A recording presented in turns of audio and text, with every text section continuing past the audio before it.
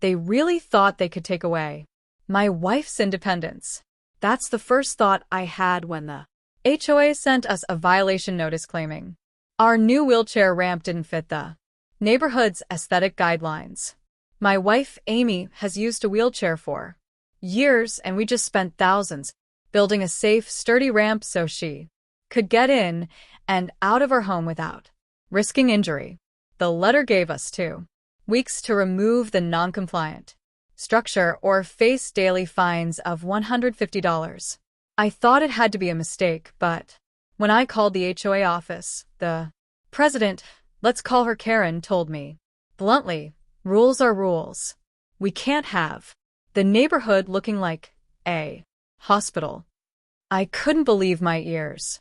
What Karen didn't know, my best friend and attorney Mark is one of the top lawyers in the state specializing in ADA, Americans with Disabilities Act, lawsuits. When I showed him the letter, his face lit up, not in joy, but in the way a predator smiles when the prey steps right into the trap. He explained that under federal law, HOAs can't deny reasonable accommodations for people with disabilities.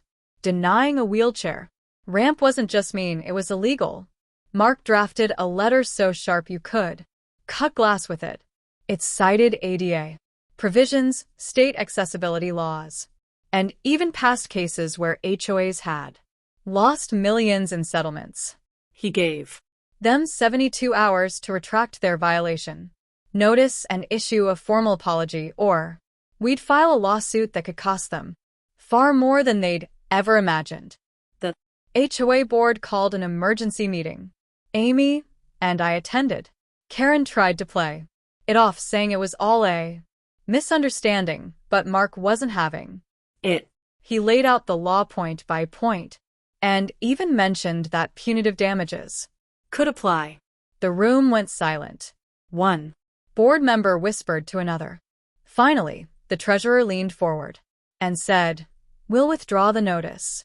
Not only did they back down, but they also sent a letter to every homeowner explaining that disability accommodations are protected by law, and they offered to reimburse us for part of the ramp cost.